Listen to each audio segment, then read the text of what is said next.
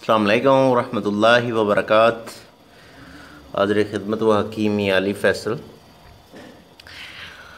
ये शरबत तैयार कर रहा हूँ जो जिगर के तमाम अमराज, वरम जिगर, फैटी लिवर और जिगर में सोज़श, बुखार, हेपाटाइटिस A, B, C और इसके अलावा मैदे की इस्लाह के लिए ये बहुत ही ज़बरदस्त है।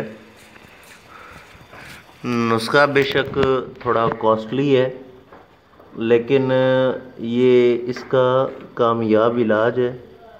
तो इसको तकरीबन 4 दिन तक मैंने जो इसके अज्ज़ाए थे, मरकबात थे, वो इसको पानी 10 किलो पानी के अंदर भिगो के रखा हुआ था। तो आज इसको मैं तैयारी के लिए रखा हुआ है। तो बिल्कुल आग स्लो रखी हुई है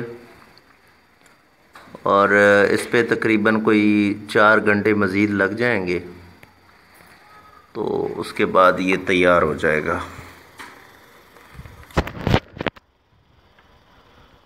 आंतों के अंदर सोजिश हो जाती है, जिसकी वजह से हाथ पाँव सूज जाते हैं और चेहरा भी सूज जाता है।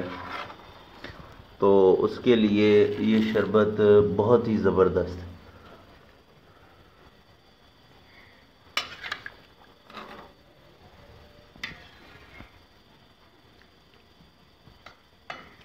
इंशाअल्लाह ताला जब ये तैयार हो जाएगा, आपके सामने फाइनली पोजीशन पेश कर दी जाएगी।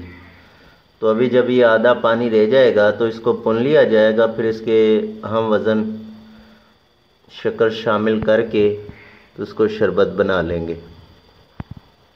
अगर शक्कर ना भी शामिल करें तो ऐसे भी इस्तेमाल करें। जायका थोड़ा बहुत तल्ख होता है, लेकिन ये बहुत ही अच्छा इस्तेमाल है। शुगर वाले जो मरीज़ हैं वो इसके अंदर चीनी ना शामिल करें और इसको ऐसे ही इस्तेमाल कर सकते हैं। जो इसका मुकम्मल नुस्खा है वो भी इंशाअल्लाह ताला मैं एक तरतीब के साथ पोस्ट कर दूँगा। इजाज़त दीजिए। हकीम अली फ़ैसल। अल्लाह हाफ़िज़।